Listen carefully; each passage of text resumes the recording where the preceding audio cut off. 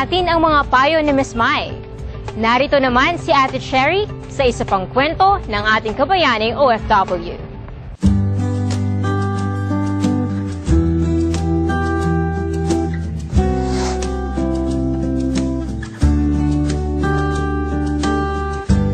Mabuhay sa lahat ng ating mga kabayani sa buong mundo.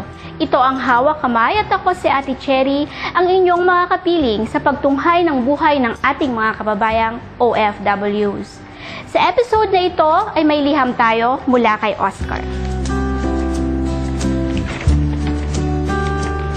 Dear Ate Cherry, ako si Oscar. Isang taon na sa Riyadh, Saudi Arabia. May asawa at 2 anak. Isang 9 years old at 13 years old. Problema namin ng asawa ko ang pagdidisiplina sa mga bata, lalo na sa panganay. Napapabarkada na din sa eskwela. Minsan na namin silang kinausap, ang sabi ng panganay na lilito sila kung sino ang susundin. Magkaiba din kami ng misis ko ng gusto at patakaran sa bahay. Minsan pwede, minsan hindi. Mahirap kasi magkalayo kaming nagdidisiplina sa mga bata. Ang panganay dahil ayaw sumunod sa utos niya at masyadong abala sa computer games. Paano ba ang tamang pagdidisiplina sa mga anak kahit magkalayo kaming mag-asawa? Oscar, magandang suriin ang dahilan ng kawalan ng disiplina ng mga bata. Maaaring sila ay nag-a-adjust sa bagong setup ninyo sa pamilya dahil sa pag-alis mo. Dahil kayo ay magkalayo, mahalagang pag-usapan yung mag-asawa ang mga patakaran na gusto nyong ipatupad. Dapat ay iisa lang ang kumpas at mga sinasabi ninyo upang hindi sila malito. Gumawa ng mga patakaran tungkol sa pagkukomputer, pakikipagbarkada, schedule ng pag-aaral at iba pa. Ipaliwanag ito ng maayos sa mga bata at hayaan silang magtanong. Pwede kayong magsagawa ng family conference via Skype.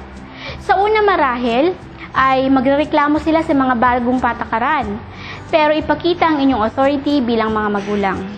At kapag lumabag sila sa isang patakaran, maaari mong ihinto ang kanilang pribilehiyo. Halimbawa, kapag walang disiplina sa pagkukomputer, pwedeng hindi sila makapaglaro sa loob ng 1 buwan. Kapag naman sila ay gumawa ng maganda, pwedeng sila reward at purihin. Gawing balanse ang inyong parenting style. Huwag masyadong istrikto o huwag masyadong maluwag sa mga gusto nila. Maging mahinahon din at seryoso sa pagpapatupad ng mga patakaran. Bilang magulang, dapat kayo ay malinaw at totoo sa inyo.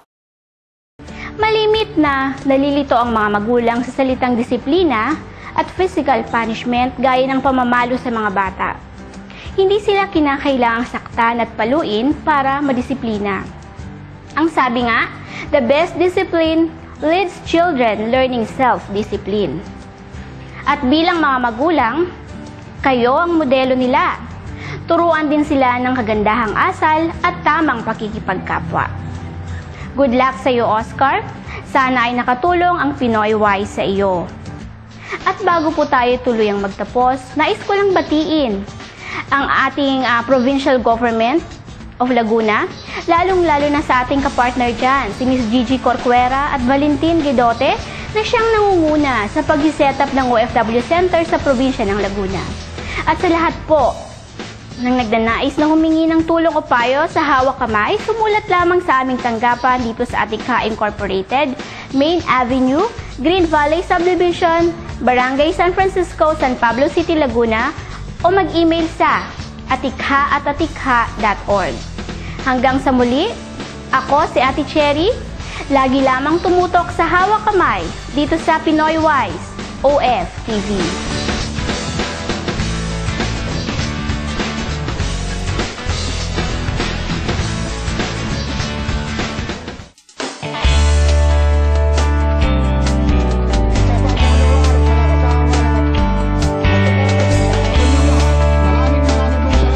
Pinangunahan kumakailan ng Batang Atikha Savers Club ang isang tree planting activity sa Barangay Mahuben at San Jose, Munisipalidad ng Mabini, Batangas. Ang tree planting activity ay bahagi ng Greening Mabini Project ni Mayor Nilo Villanueva.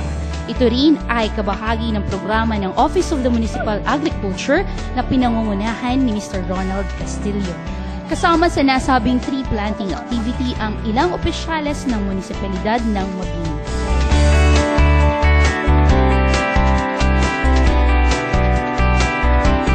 Isang taos-pusong pasasalamat ang aming ipinaabot sa Atikha sa patuloy na pagsuporta at pagtulong sa lahat ng mga gawain ito.